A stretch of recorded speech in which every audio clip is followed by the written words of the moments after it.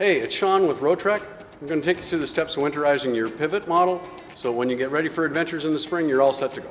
We're going to go through the steps that you need to do to prepare yourself for this task.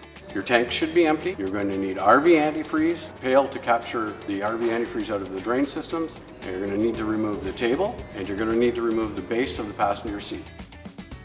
Open the access port for the drain and access the bypass. We're going to put the water heater in bypass mode. You can leave it like that for the winter. You'll have to return it to its normal operating position in the spring so you have hot water. I'm going to drain the hot water tank. The space is very limited. I'm going to put the valve into position now, and it's left like that for the winter. So this is one of two low point drains. We're going to drain this line, make sure that there's no fresh water coming out of it. Next, we're going to drain the fresh water tank. This is to drain the gray tank. We're going to assume that this was done in preparation. This should have been done at your last campsite. We want to make sure that there's nothing left in the gray tank. Place it in your catch basin. You're going to open the gray tank, drain it. Once it's drained, you'll close the valve and leave it closed for the winter. So this is your black tank cartridge, your toilet cartridge. So we're going to remove the cartridge for the toilet, ensuring that it's empty. In this case, it's already been emptied.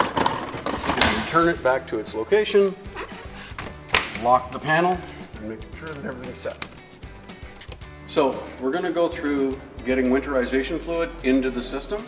We've drained the system, we've ensured that the gray tank is empty, the freshwater tank is empty, and your water heater is empty. Now we can go ahead and set the valves from normal to winterization, which is by turning the blue valve.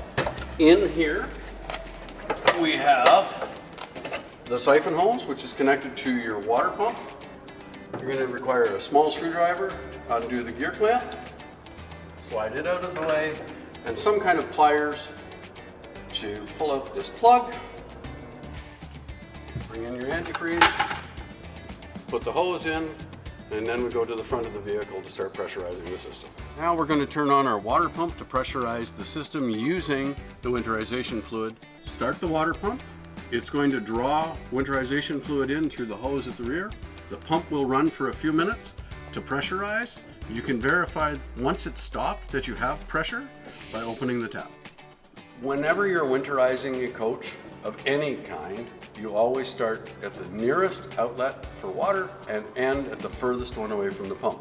You'll drain this into a container, making sure that the fluid that's coming out is winterization fluid and no longer water. Simply remove the hose from its container, put it into a drain, run it through until winterization fluid comes through both the hot and the cold faucets.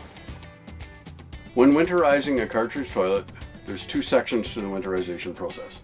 The first is the cartridge, which we've already drained, making sure that it's empty. The second is the valve system that brings fresh water in to flush the toilet.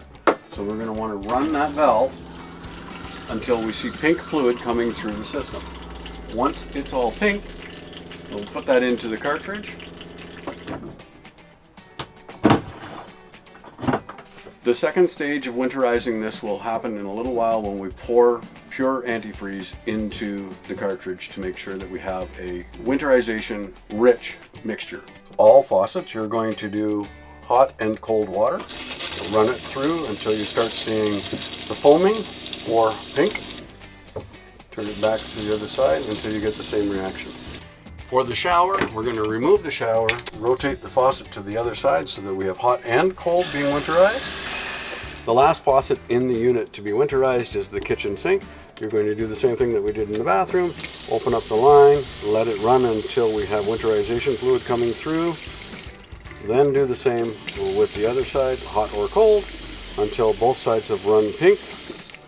Then you're going to wipe the sink to make sure that there's no residue left. So the next steps are to winterize the cartridge toilet and the drains. What we're going to do is we're going to pour enough antifreeze through the drains to flush all the water out of the P-traps, making sure that they're protected for the winter. The average P-trap takes about 1 cup of fluid to flush it through. Once we're done, we'll put the drain in, screw it down, and tighten it up for the winter. In the washroom, we're going to repeat the same procedure. We're going to pour about a cup of antifreeze down the drains, and then we're going to put the drain caps in, screwing them down to secure them for the winter. So to properly winterize the cartridge, you're going to put approximately 1 liter to 2 liters, depending on how much fluid you have left, into the toilet.